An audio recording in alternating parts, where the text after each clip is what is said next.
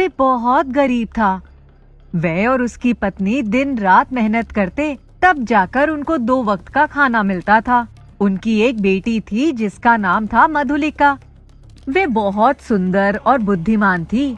जब वह 14 साल की हुई तब उसने अपने पिता से कहा, पिताजी, हम दिन रात इतनी मेहनत करते हैं, फिर भी हम 2 वक्त की रोटी नहीं जुटा पाते। उसके पिता ने कहा, बेटी, हमारा ये खानदानी पेशा है, हम इसको छोड़कर दूसरा कोई काम भी नहीं जानते। हमारे पास कोई दूसरा उपाय भी नहीं है। मधुलिका को बचपन से ही रंगों का बड़ा शौक था। वे अपनी माँ के काम में हाथ बटाती, घर के सारे काम खत्म करके अपने पिता के बनाए हुए मिट्टी के बर्तनों पर सुंदर पौधे, पेड़, फूलों, पक्षियों, यहाँ तक कि अपनी माँ की तस्वीरें भी बनाया करती और वो बर्तन बाजार में अच्छे दामों में बिक जाते। उनकी घर की दशा में थोड़ा सुधार आया था। एक दिन उस नगर के राजकुमार की नजर एक घड़े पर बनी मधुलिका की तस्वीर पर पड़ी। तब से वह उस तस्वीर वाली लड़की को हर जगह ढूंढने की कोशिश करने लगा।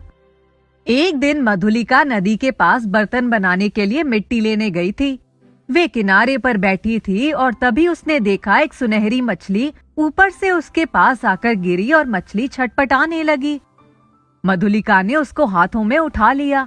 मछली ने कहा, मुझे पानी में डाल दो। मधुलिका बोली, इतनी प्यारी मछली को मैं कैसे पानी में डाल सकती हूँ?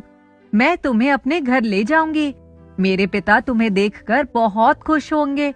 बाजार में तुम्हें अच्छे दामों में बेच देंगे। तब वे सुनहरी मछली तड़प कर बोली, तुम ऐसा मत करो, तुम मुझे गहरे पानी में लेकर चलो और वहीं छोड़ देना। असल में मैं एक परी हूँ। आज ही रात को मेरा समय पूरा हो जाएगा और मैं परीलोक चली जाऊंगी। लेकिन सुबह ही एक चील ने झपट्टा मारकर मुझे यहाँ गिरा दिया। मधुलिका को उसकी बातों पर विश्वास नहीं हो रहा था, लेकिन फिर भी वे उसे हाथ में लेकर नदी में उतर गई। नदी में तैरते हुए जब वह गहरी नदी में पहुंची, तब उसने सुनहरी मछली को छोड़ दिया और वे जैसे ही नदी के बाहर आई, उसने देखा कि उसके शरीर पर सुंदर आभूषण और सुंदर कपड़े थे। ये सब देखकर वे आश्चर्यचकित हो गई। उसने नदी के किनारे बैठकर मछली को पुकारा। सुनहरी मछली ने पानी में से अपना सर निकाला और बोली, बोलो क्या हुआ? मधुलिका ने कहा, ये सब क्या है? तब वह बोली, तुमने मुझे गहरे पानी में डालकर मुझ पर बहुत बड़ा उपकार किया है।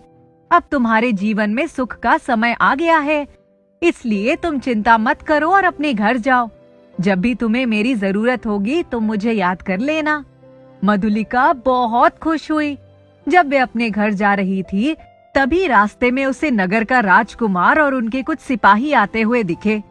राजकुमार की नजर जैसे ही मधुलिका पर पड़ी, वे उसे एक टक देखता ही रह गया। वे तुरंत घोड़े से उतरा और मधुलिका के पास गया। उसने कहा, मैं तुम्हें कब से ढूंढ रहा था, मैं तुमसे शादी करना चाहता हूँ। मधुलिका ने कहा, हम लोग बहुत गरीब हैं। तब वे बोला, मुझे उससे कुछ नहीं लेना देना है, मेरे पास बहुत कुछ है। मधुलिका ने कहा, इसके लिए तुम्हें मेरे माता पिता से मिलना होगा। राजकुमार उसके घर गया।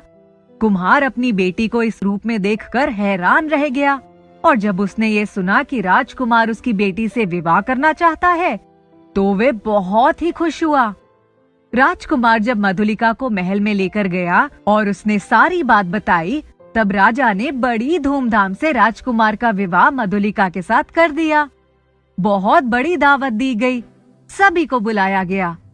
मधुलिका सुनहरी परी को बुलाना नहीं भूली, लेकिन उनके एक मंत्री को ये बात फूटी आंखों नहीं सुहा रही थी, क्योंकि उसने सोचा था कि वे अपनी जिद्दी और अड़ियल बेटी की राजकुमार से शादी करके उसको महारानी बनाएगा।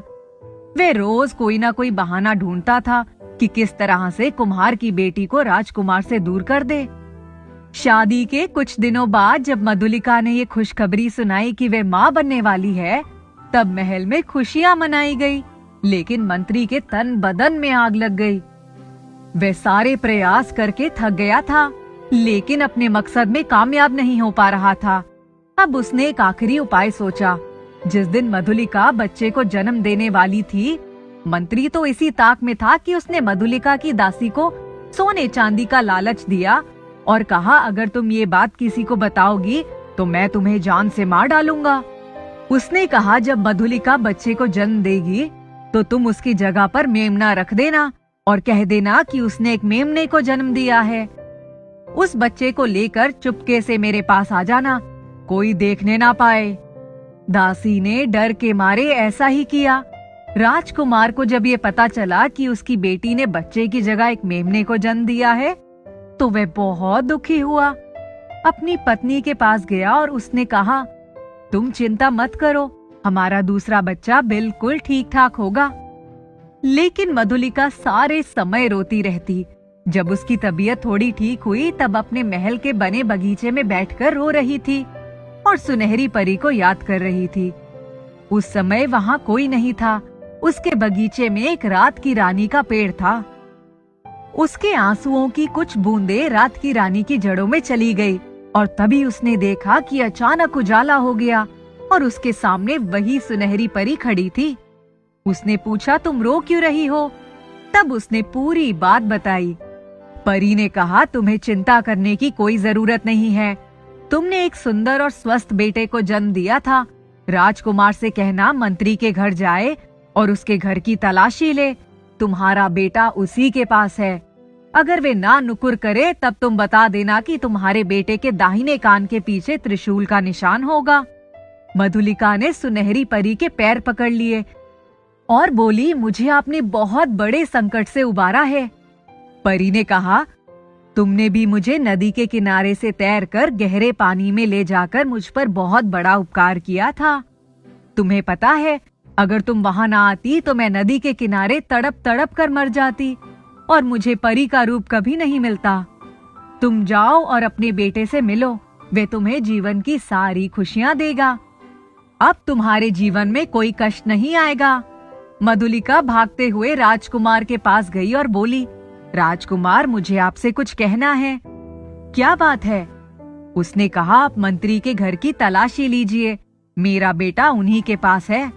राजकुमार चौंक गया और बोला, तुम ये क्या कह रही हो? तब मधुलिका ने कहा, हाँ, मेरे बेटे के दाहिने कान के पीछे एक त्रिशूल का निशान बना है जो जन्मजात है। राजकुमार को ये सुनकर बहुत अटपटा लगा। उसने राजकुमारी की बात मानकर मंत्री के घर की तलाशी ली। तब उसने देखा कि मंत्री ने बच्चे को एक अंधेरे कमरे में एक बिस्तर पर लावारिस की तरह रखा हुआ था। जब उसके कान के पीछे देखा तो वाकई त्रिशूल का निशान था।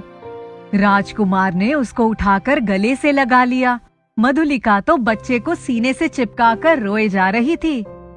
राजा ने तुरंत मंत्री को कारावास में डलवा दिया। सब खुशी खुशी रहने लगे।